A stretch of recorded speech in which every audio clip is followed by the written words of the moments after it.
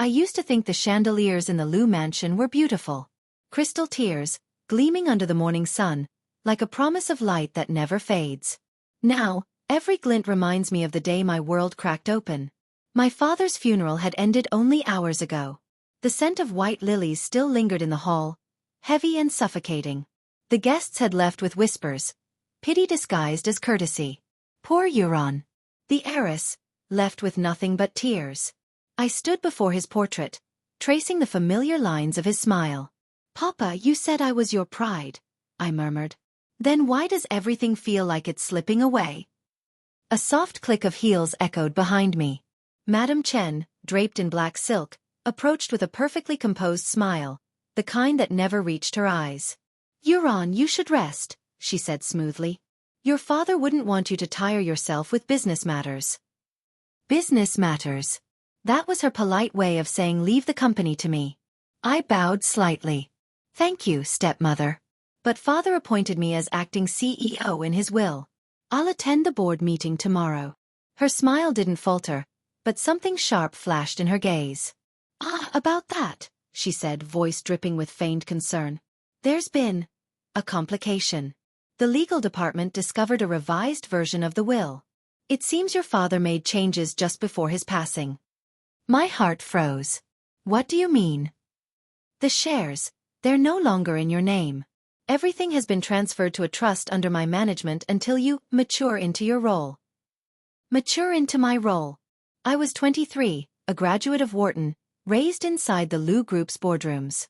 But to her, I was still a child to be placated, silenced, and erased.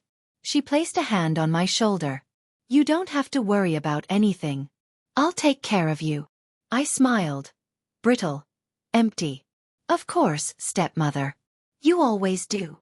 That night, I learned that lies can wear silk. Later, in the quiet of my room, I tore open every document my father had left. Nothing. No traces of the original will. No proof. It was as if she had erased him completely. My phone buzzed.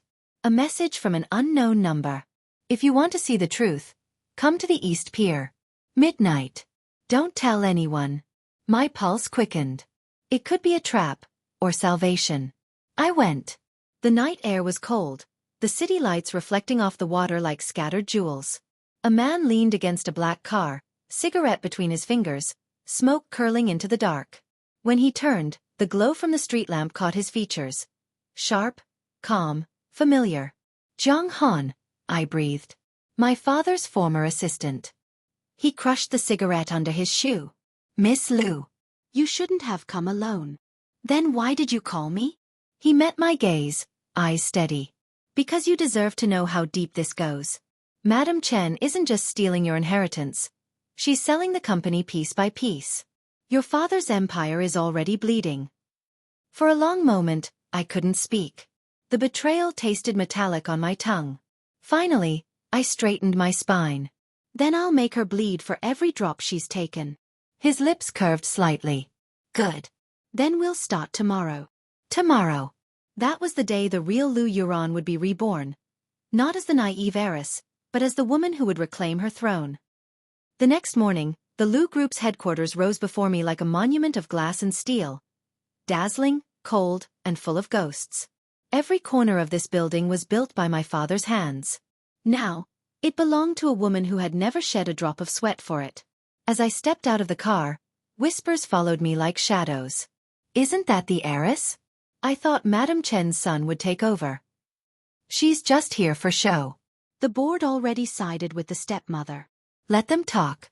Words were wind, and I had storms to summon. Zhang Han was already waiting in the lobby. He'd traded his usual casual suit for a sleek black one, blending in perfectly with the crowd of executives. But his eyes, sharp, assessing, found mine immediately.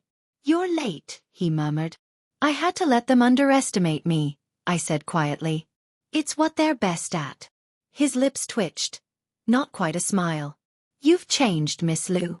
I didn't tell him that grief changes people in ways revenge can't fix. The boardroom was a battlefield masked by politeness. 12 men and women sat around a long mahogany table, every gaze calculating. At the head of the table sat Madame Chen, flawless as ever, in her black Chanel suit, Morning and power all in one. Yuran, she said sweetly, thank you for joining us. We were just discussing your father's final projects. I'll be taking the lead, of course. Her words dripped honey, but her eyes dared me to defy her. I met that gaze without blinking. With respect, stepmother, I'm not here to discuss the past. I'm here to talk about the future, the one my father entrusted to me. A murmur rippled through the room. One of the directors cleared his throat. Miss Liu, we were informed that the management rights have been transferred. Perhaps it's best if you observe for now. Observe. They wanted me silent, ornamental, like the chandeliers in the mansion. Of course, I said smoothly. But if we're discussing the company's future, we should all see the complete financial report, not just the one Madame Chen provided. That caught their attention. Madame Chen's expression didn't falter, but her perfectly manicured fingers tightened on her pen. I turned slightly, meeting Jiang Han's eyes across the table. He nodded once, a signal. He had slipped me a USB drive earlier that morning. Inside it, he said, were discrepancies in the recent accounts, numbers that didn't match the company's records. The real report is here, I said, placing the drive on the table. You'll find transactions that lead to shell companies in Singapore and Macau, all traced back to Madame Chen's private accounts.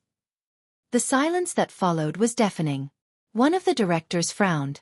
That's a serious accusation, Miss Liu. Madame Chen laughed softly, a perfect imitation of grace. Yuran, my dear, grief can make you imagine terrible things. These rumors will only harm the family's name. Her tone was gentle, but her eyes were blades. I agree, I said, rising from my seat. That's why we should verify everything publicly. If the transactions are legitimate, I'll apologize in front of the entire board. I leaned forward slightly, letting the edge into my voice. But if they're not, I trust the law will handle the rest. The meeting ended with tension thick enough to taste. As the directors filed out, Madame Chen approached me, her smile brittle. You're playing a dangerous game, Yuran. I tilted my head. So are you. The difference is, I know the rules. Her perfume, sweet jasmine, cloying, lingered as she swept past me. I waited until she disappeared into the elevator before exhaling. My hands trembled slightly. Not from fear, from adrenaline. Jiang Han stepped closer. You handled that well, he said quietly. Did I? I murmured. Because right now, I'm not sure if I just started a war I can't win. He studied me for a long moment. You started a war you must win. And you won't be fighting alone. His voice was calm, but there was something else in it. Something that made my chest tighten. I looked up, meeting his steady gaze. For the first time, I noticed the faint scar along his jaw, the mark of someone who had fought his own battles long before mine began. Then let's burn her empire, I whispered. A small smile ghosted across his lips. One spark at a time. That night, as I looked out from my penthouse balcony, the city lights flickered below like a sea of fireflies. Beautiful, fragile, waiting to be consumed. I thought of my father's words. A Liu never kneels. Not even in ruin. Rest easy, Papa, I whispered to the night. I'll make sure the woman who betrayed us learns what ruin truly means. And somewhere in the dark, I could almost hear him answer. A ghost of approval carried on the wind. For the next few days, the Liu Group moved like a storm under glass. Quiet on the surface, but every current beneath it was lethal. Madame Chen didn't retaliate right away, which only meant one thing. She was plotting. Jiang Han and I spent hours in my late father's old office. My office now, though it still smelled faintly of his cologne and old leather. His desk was a battlefield of files, contracts, and memories. Jiang Han tapped his laptop screen. Here, the financial trail you mentioned. She's using her private assistant, Li Na, to route the funds. A front company registered in Singapore. Transfers happen every Thursday morning. I leaned closer. And what's the total? Nearly $8 million so far. My jaw tightened. 8 million. Siphoned from subsidiaries that bore my family name. She's confident, I muttered. Too confident. She thinks no one can touch her. He gave me a sidelong glance. That confidence will be her downfall. At lunch, I went to the executive cafeteria. A calculated move. I needed the staff to see me. To remember that the real heiress wasn't hiding. Whispers followed me again, but this time, they weren't laced with pity. Miss Liu looks different lately. She's colder. No, stronger. Good. Let them see the change. I was halfway through a bland cup of coffee when a familiar voice spoke behind me. Yuran. I turned. It was Zhao Mingyu, my father's former protégé, and my childhood friend. Once, I had trusted him enough to share every dream. He'd promised to protect the Liu Group alongside me. Mingyu. I forced a smile. It's been a while. He sat across from me without asking. You shouldn't have brought those accusations up in the board meeting. Madam Chen is furious. She's saying you fabricated evidence. Of course she is, I said lightly. That's what guilty people do. He frowned. Be careful. Yuran. The board might suspend you if you keep pushing. I'm telling you this because I care. I studied him. His tie was new. Silk. Limited edition. The same brand Madam Chen favored. Mingyu, I said softly. How long have you been meeting with her? His eyes flickered. Just for a second. What are you talking about? That watch you're wearing, I said, my voice cool. It's part of the new Chen Holdings gift series. Only given to directors who sign loyalty contracts. He went pale. You're overthinking it. I stood up, cutting him off. No. I'm just seeing clearly for the first time. As I turned to leave, his voice followed, sharp and defensive. You think you can win against her? She owns this company, Yuran. Even if you find proof, no one will believe you. I didn't look back. Then I'll make them believe. That night, Jiang Han and I met again, this time in a small, dimly lit cafe far from the city center.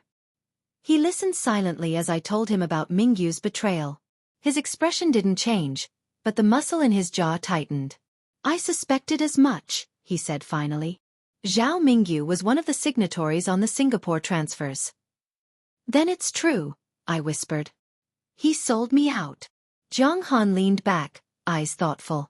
People show their loyalty when there's nothing left to gain. If he's chosen her, then he's already afraid. I stared at him. How do you stay so calm? He smiled faintly. I've seen worse. When the powerful start panicking, that's when the game gets interesting. There was something in his tone, quiet, dangerous, that made me realize just how much he'd hidden behind that calm facade. I looked down at the black coffee between us. You knew my father's secrets, didn't you? He didn't answer right away. Enough of them. He trusted me, and now, I'll make sure his legacy doesn't rot in her hands. The silence that followed was heavy, but not uncomfortable. For the first time since my father's death, I didn't feel alone. When I returned home, I found a sealed envelope waiting on my desk. No name, no return address. Inside was a single photograph, grainy, taken from a security camera. It showed Madam Chen in a luxury hotel suite, with a man I didn't recognize.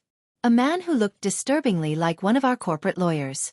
On the back of the photo, a single line was written in red ink. The will wasn't destroyed. It was rewritten. My hands went cold. Someone was feeding me clues. But who? And why now? I stared out into the city's dark skyline. The truth was beginning to surface, but so were the enemies. Still, as I tucked the photo away, one thought burned steady in my mind. Every lie has a price. And I was done paying. Sleep didn't come that night. I kept replaying the image in the photograph. Madam Chen in a silk robe, head bent close to that lawyer's ear, their faces too familiar, too confident. The red words on the back bled through the paper like a warning. The will wasn't destroyed. It was rewritten. If that was true, then the lie that took everything from me still had fingerprints. At dawn, I called Jiang Han. Meet me at the archives, I said. We're going hunting.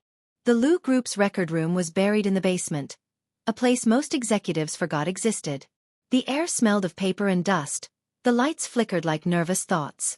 Jiang Han swiped his access card. The digital files were wiped after your father's death, he murmured. But hard copies were kept here.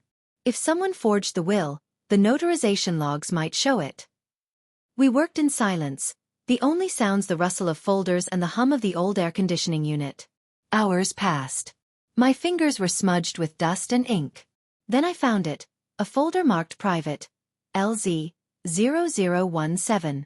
Inside lay photocopies of my father's signature, the official seal, and a page that made my breath catch. Revised Testament of Liu Yuran, witnessed by attorney Wang Jun, January 14th. But the problem was obvious. My father had died on the 11th. Someone forged this 3 days after his death, I whispered. Jiang Han's eyes narrowed. Wang Jun, the man in your photo. The puzzle pieces slid into place with a click that made my blood run cold. Madame Chen hadn't acted alone. She had rewritten my father's will with the help of a bought-off lawyer. I looked up. Can we prove the date? He nodded. We can, if we find the notarization stamp logs. They're stored in the legal affairs server. Then we break in, I said. He arched an eyebrow. You make it sound simple. I met his gaze, steady. It is. If you're the one doing the hacking. He actually laughed. A low, quiet sound I'd never heard from him before. You've started to sound like me. Maybe I've finally learned.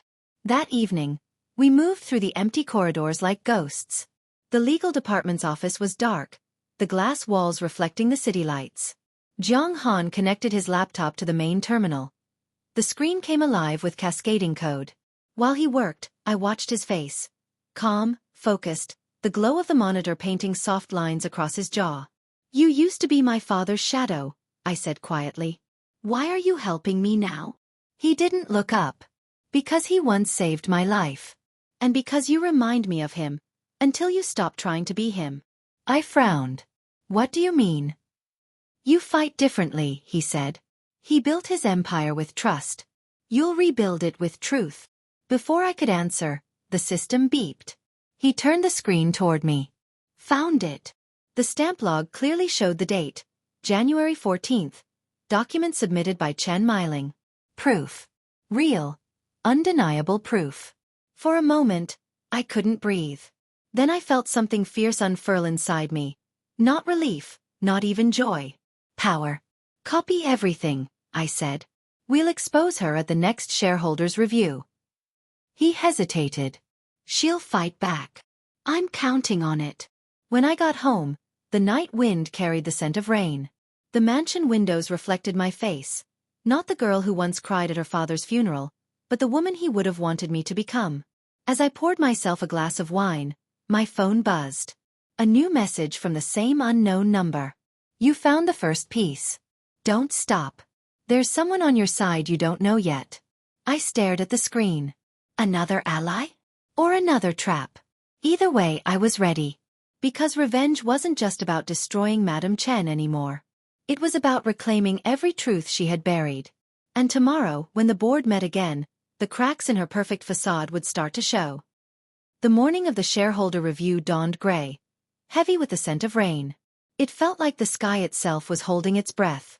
I arrived at the Liu Group headquarters in a tailored black suit. Simple, sharp, unyielding. Jiang Han walked beside me, a silent presence in a charcoal coat, his expression unreadable. Today wasn't just another meeting. Today I would drag the truth into the light. The boardroom was already full when we entered. The directors sat in uneasy rows, murmuring among themselves. At the head of the table, Madame Chen smiled, her pearl earrings catching the light. Her posture was perfection. Calm, graceful, practiced. Yuran, she greeted smoothly. How nice of you to join us. I hope we can all behave more reasonably today. Reasonably. That was her favorite word. A shield for deceit. I placed a thick folder on the table. I agree. Let's be reasonable. I've brought evidence regarding the alleged will revision. Her smile didn't falter, but the faintest flicker crossed her eyes. I opened the folder, spreading out copies of the notarization logs and the forged will. This document claims to have been signed on January 14th, 3 days after my father's death. The notary record lists your name, Madame Chen. The attorney involved, Wang Jun, has since disappeared overseas. A murmur swept through the board. One of the senior directors, old Mr. Fong, adjusted his glasses. Are you saying the will is fraudulent?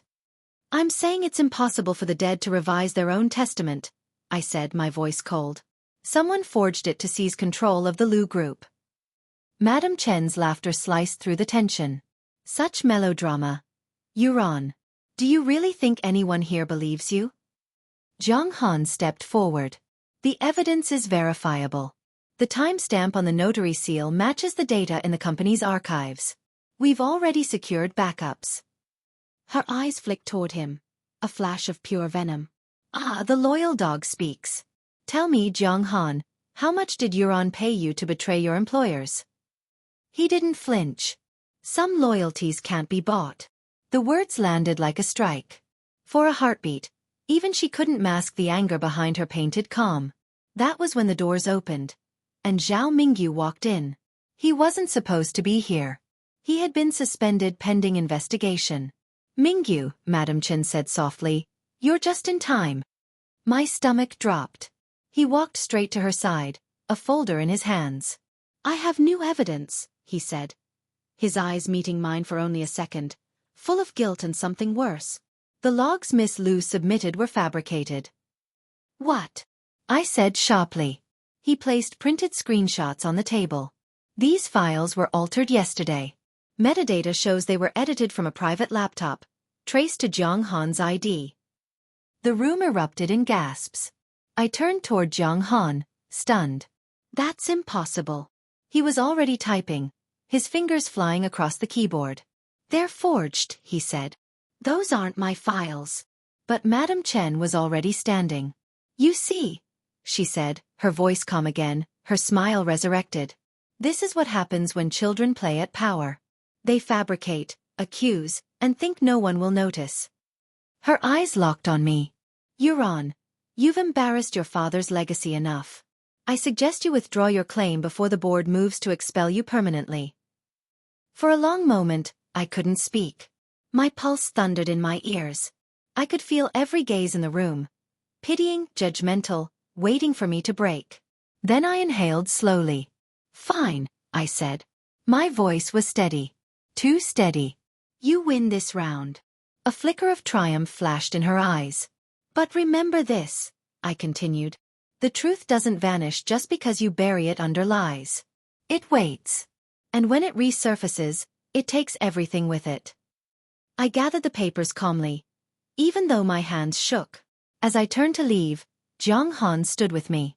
Outside in the empty hallway, I exhaled the breath I'd been holding. She planted him, I said flatly. Yes, Jiang Han said. And she's watching for our next move. I looked up at him. Then we'll stop moving where she can see us. He nodded once. We'll go underground.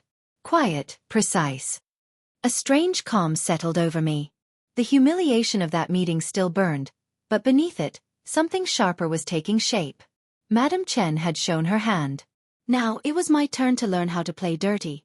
That night, I stood on the balcony of my penthouse again. The rain had begun to fall, washing the city in silver streaks. I thought of my father's empire, bleeding, poisoned, and of the people who thought they could buy loyalty with greed. Let them. I was no longer the naive girl they pitied. I was the storm they couldn't predict. For 2 weeks I vanished. To the outside world, it looked as though the Liu heiress had retreated in disgrace, licking her wounds after losing face before the board. That was what Madam Chen wanted people to think, that I had given up. But while she celebrated her victory in glass towers and luxury luncheons, I was moving in the shadows. Jiang Han and I had relocated to a safe house on the outskirts of the city. A modest apartment hidden above an old bookstore, owned by one of my father's retired accountants. It smelled of ink, paper, and quiet rebellion. We spread out our evidence across the floor, hard drives, printed reports, flash drives labeled in code. The walls slowly filled with strings of red thread connecting photos and names. The deeper we dug, the uglier it became. Madam Chen hadn't just forged my father's will. She had been bleeding the company dry for years through a maze of shell corporations, kickback deals, and dummy suppliers. But she was careful. Every trail led to someone else's signature. Someone inside was protecting her. It was late one night when the bookstore bell downstairs chimed softly. Jiang Han reached for his phone, eyes alert. No one should be here. I moved toward the staircase quietly. A girl stood at the counter, barely 20, in a gray hoodie and glasses too large for her face. She looked nervous, clutching a brown envelope. Are you Miss Liu? she asked in a whisper. Yes. She handed me the envelope. I work in legal affairs. I found this in the backup archives. You didn't hear it from me. Before I could respond, she turned and hurried out into the rain. Inside the envelope was a small hard drive and a handwritten note. The lawyer recorded everything. The audio file is in the archive. Password hint. White lilies. White lilies. The flowers at my father's funeral. Hours later, Jiang Han cracked the password. A single file appeared, recording _0114.wave. When he pressed play, a man's voice echoed through the room. Low, nervous. Madam Chen, I must insist. This is illegal. Mr. Liu passed 3 days ago. Her voice followed, smooth and venomous. Then write faster. You'll be well compensated. If you speak of this, you'll disappear with your conscience. The sound of a pen scratching. A seal pressed down. Silence. Then, what about the daughter? Her laugh. Soft, cruel. Don't worry. She's obedient. I'll keep her close until she's no longer useful. The recording ended. I sat frozen, every muscle in my body trembling with restrained fury.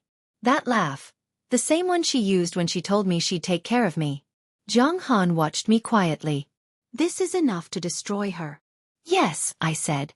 But not yet. He frowned. Why wait? Because if we strike now, she'll play the victim. We need her to expose herself. Publicly, undeniably. I want her allies to turn on her before the world sees what she's done. A pause. Then slowly he nodded. Calculated. Ruthless. I learned from the best, I said, meeting his eyes. Her. Over the next days we built a plan. Step 1. Leak fragments of the recording anonymously to online finance blogs, just enough to spark rumors of internal fraud. Step 2. Feed false information to Madam Chen's informants, making her think someone inside her circle was betraying her. Step 3. Bait her into panic. Force her to make a mistake. Jiang Han called it poison by reflection. Let her drink from her own cup. Each night, as the city slept, we worked side by side. Code, strategy, whispers of vengeance. Sometimes our hands brushed when passing papers, and something unspoken would hang in the air. It wasn't warmth. Not exactly. It was something sharper. Trust forged in danger. One night, as I leaned over the desk reviewing files, I felt his gaze linger. What? I asked without looking up. You don't flinch anymore, he said. You've changed. I met his eyes then. You once told me truth is a weapon. I'm just learning how to aim it. For a moment, his calm facade cracked, the faintest curve of a smile. Then I'll make sure no one shoots first. By the end of the week, the internet was buzzing.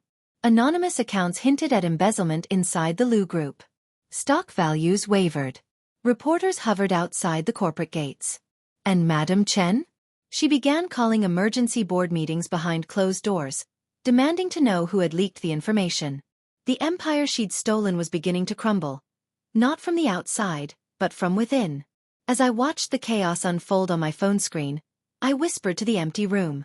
Now you'll learn what it feels like to be haunted. She hit back the way predators do. Not with claws, but with whispers that rot the roots of everything you stand on. The first sign was a headline at dawn. Heiress accused of corporate espionage, Liu Group in turmoil. The article quoted anonymous sources, screenshots of allegedly altered files, and like a blade, a leaked photograph of me leaving the archives late at night. The caption suggested I had been framed in a smear I had carefully orchestrated myself. My phone exploded. Reporters. Old friends whispering pity. Board members calling with faux concern. Madam Chen's face was everywhere. Televised condolences practiced to the tone. I shut the phone off and slid down to the floor, the newsprint still warm under my palm. The safe house felt suddenly very small. She's trying to control the narrative, Jiang Han said behind me. He'd been awake all night, watching every channel, tracing IP addresses, breathing like a second heart. He set a steaming cup of tea beside me.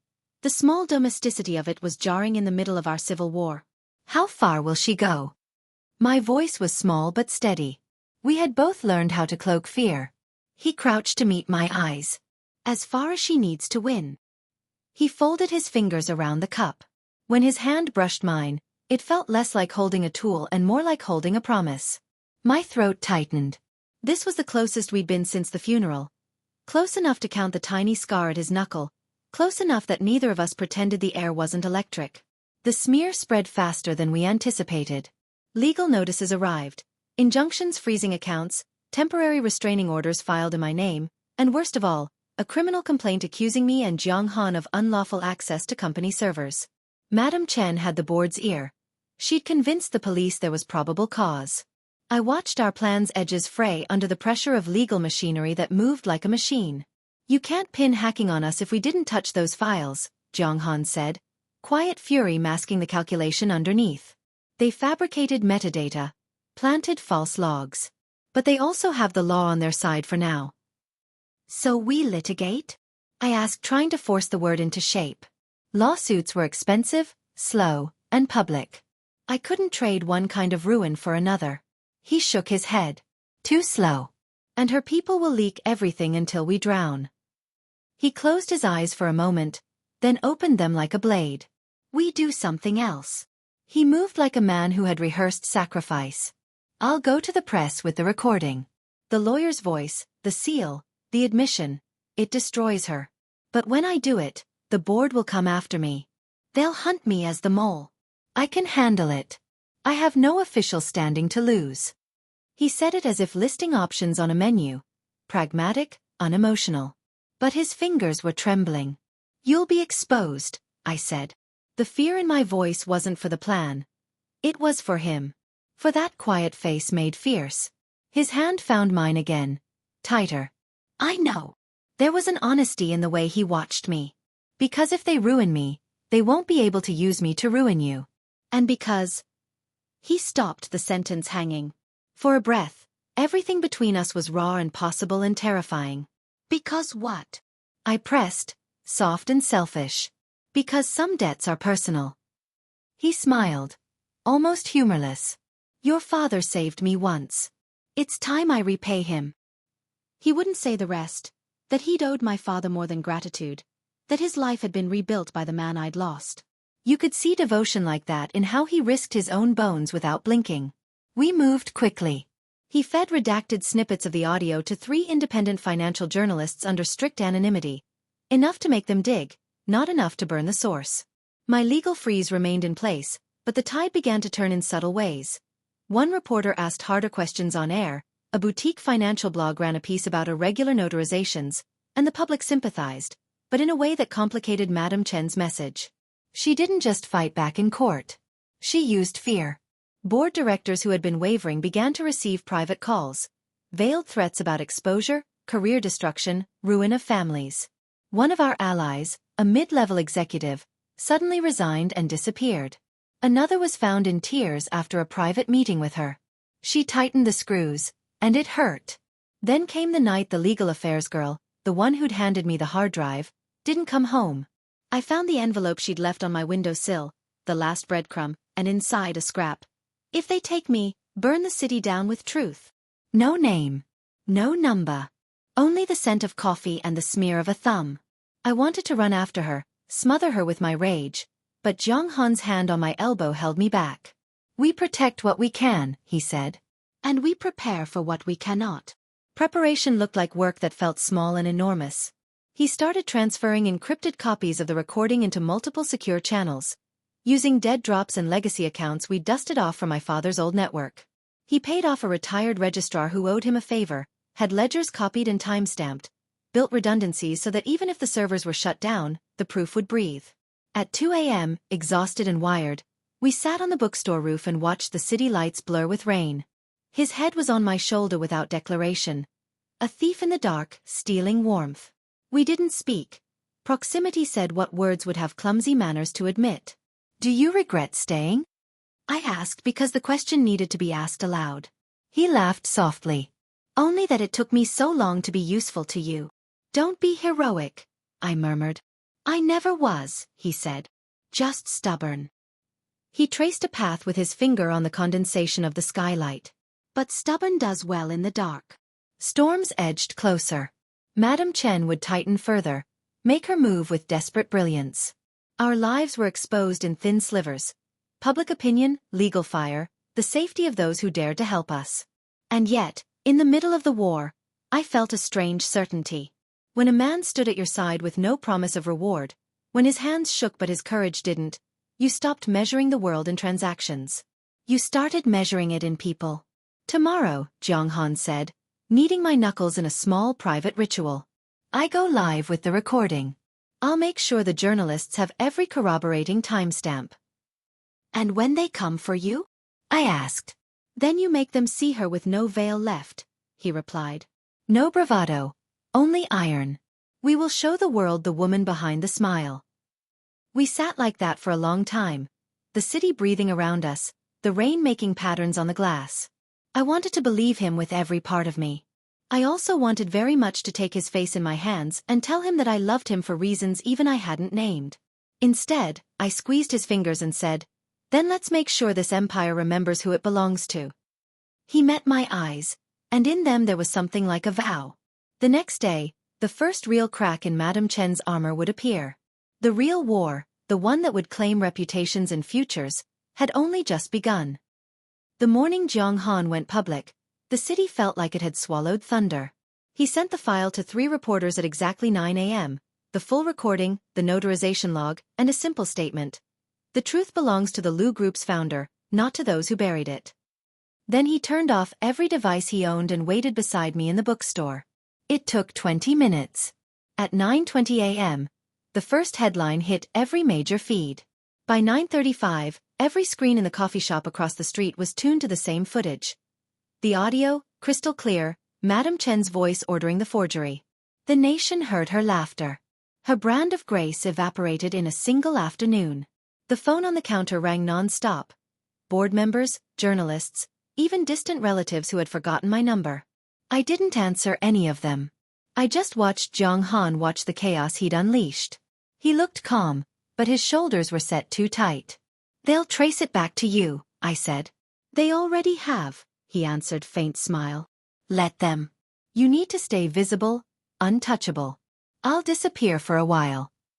I wanted to argue, but before the words formed, a black car stopped outside. 2 men in gray suits stepped out. Legal affairs agents, not police. Madame Chen's private muscle, desperate to salvage what she could. "She's panicking," Jiang Han murmured. "That means we won." By noon, the board had convened an emergency meeting. Cameras flashed as I walked through the glass doors. The security detail had doubled. Madame Chen waited inside. Her perfect mask cracked for the first time. Her lipstick was smudged, her composure paper-thin. "You think this proves anything?" she snapped. "An edited tape? You don't have real evidence." I interrupted her. "We do. The original device, the notarization logs, the server metadata, all authenticated by independent experts. I sent copies to the Financial Crimes Bureau this morning." Her face blanched. Around the table, the directors shifted uneasily. For years they had feared her. Now they smelled weakness. One of them cleared his throat. "Madame Chen, until the investigation concludes, the board votes to suspend your authority effective immediately." The gavel fell. The sound echoed through the chamber like thunder breaking glass. She turned to me then, the fury in her eyes raw, almost human. "You think you've won, girl? You've inherited a ruin. Do you know what it costs to rule this empire?" I met her gaze. "Yes, everything. And I'm willing to pay it." Guards escorted her out. For a heartbeat, I almost pitied her. The woman who'd pretended to be my mother, who'd kissed my forehead while stealing my birthright. Almost. That evening, the sky over the city bled gold and violet. Reporters camped outside the gates of Liu Group, chanting questions about scandal, justice, and succession. I stood before the podium, the company logo gleaming behind me. "My father built this empire on integrity," I said. "My duty is to rebuild it the same way." The past weeks have revealed betrayal, but also loyalty. Those who stood by the truth will stay. Those who sold it will leave. Flashes exploded like fireworks.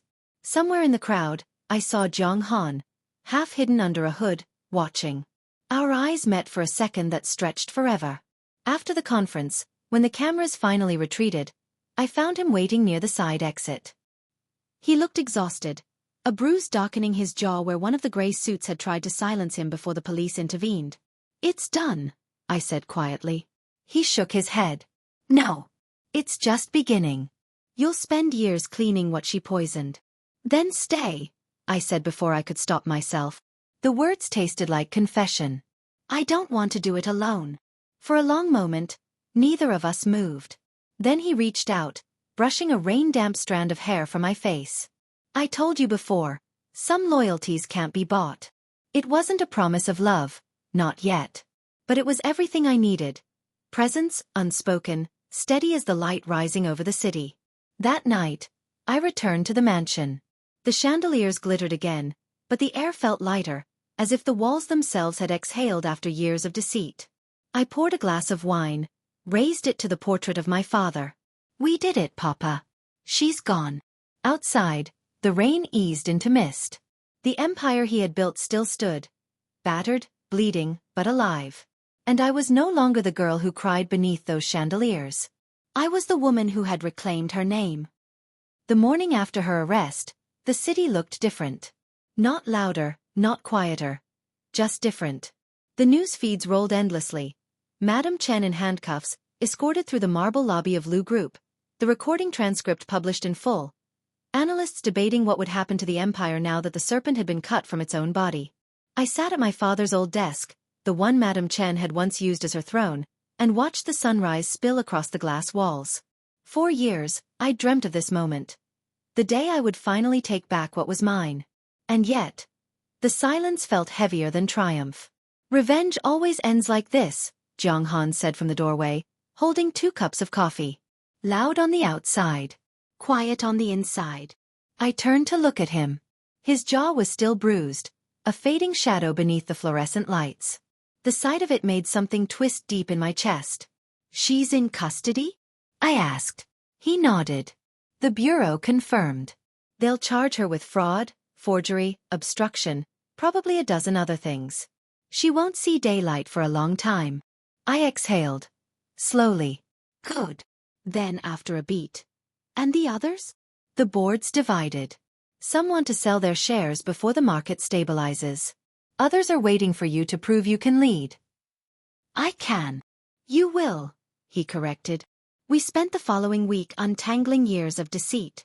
Fake contracts, ghost subsidiaries, offshore transfers, every file was a fresh betrayal. And yet, in the chaos, there was a strange calm between us. He'd come early every morning, sleeves rolled up, quiet but always near. Sometimes he'd catch me staring at the floor plans or my father's old memos, and without saying a word, he'd slide a cup of tea beside me. We spoke less, but understood more. At night, I often wandered the terrace overlooking the city lights. The wind smelled of rain and new beginnings. It was on one of those nights that I finally asked what had been buried beneath all our silences. "Why did you stay, Jiang Han?" He leaned against the railing, eyes on the skyline. "Because I wanted to see how far you'd go." "That's not an answer." He smiled faintly. "You're right. The truth is, I stayed because leaving would have felt like betrayal too." There it was. Not a confession, not exactly. But it was his truth. And I realized then that revenge had been my reason to survive, but he had become the reason I still could. A month later, Liu Group stood before the world again. Renewed, cautious, alive. I sat in the same conference room where Madame Chen had once ruled, surrounded by new allies, familiar faces who now looked at me not with pity, but with trust. We launched new initiatives, reopened closed divisions, repaid debts. Every decision felt like rewriting history. I'd learned that power wasn't in control. It was in restoration. After the meeting, Jiang Han waited outside, tie loose, sleeves rolled up, that quiet grounded strength I'd come to rely on. "You did well," he said. "You sound surprised." "I'm never surprised by you," he said. Then, with that slight tilt of his head that always disarmed me, "But I am proud." I smiled. "That almost sounds like a compliment." "It is." He hesitated, then added softer, "Your father would have been proud too." The words hit harder than I expected. I blinked once, twice, before whispering, "Thank you." That night, the rain returned, a soft drizzle that kissed the window panes. I stood in my father's study, the same place I'd once cried, the same place where my war began. But the girl who had trembled under chandeliers was gone. Now, when I looked in the mirror, I saw a woman forged from everything they tried to break. And behind me, in the reflection, stood Jong Han, silent, steady, eyes full of a promise he hadn't yet spoken aloud. For now that was enough. Because vengeance had ended. But the story, our story, had only just begun. 3 years later. The city no longer trembled when someone spoke the name Liu Group. The empire my father built, and Madame Chen nearly destroyed, had found its balance again. And I had learned how to breathe without fire in my throat. From my new office on the top floor, I could see the skyline that had once been a battlefield. Towers glittered in the morning sun. The world kept moving, unbothered by the ghosts it carried. On the shelf behind me sat a single framed photo. My father, smiling beside a younger me in a school uniform, his arm slung casually around my shoulders. For years I couldn't bear to look at it. Now I could, and it didn't hurt. A knock came at the door. "Come in." Jong Han stepped inside, carrying 2 coffee cups the same way he had since the days in the bookstore. His hair was shorter now, his suit tailored, still quiet, still solid. He set 1 cup down in front of me without asking how I liked it. "Quarterly report," he said, handing me a folder. "We're solvent, profitable, and boring." I smiled. Boring sounds like heaven. He leaned against the edge of the desk. "The auditors say they've never seen cleaner books. You've done what everyone said was impossible. You've done not we've done." That was always him, giving away the credit, standing a half step behind. I looked up from the report. "You could take a vacation, you know. You've earned one." He tilted his head. "Only if you do." That afternoon we visited a place I hadn't gone in 3 years, the women's correctional facility on the edge of the province. The drive was long, the landscape muted in winter gray. Madame Chen was thinner now. Her hair had gone completely white, her eyes sharp but weary. The glass between us reflected a distorted echo of who we'd once been. Her, the serpent in silk. Me, the frightened girl she'd underestimated. "You came," she said. Her voice was smaller, brittle. "I needed to see it end," I replied.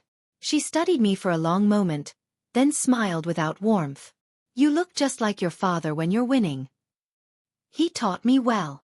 Something like pride flickered, then vanished. "The empire suits you. Tell me, is vengeance everything you hoped?" I thought about it, about nights spent in fear, about the small kindnesses that kept me alive.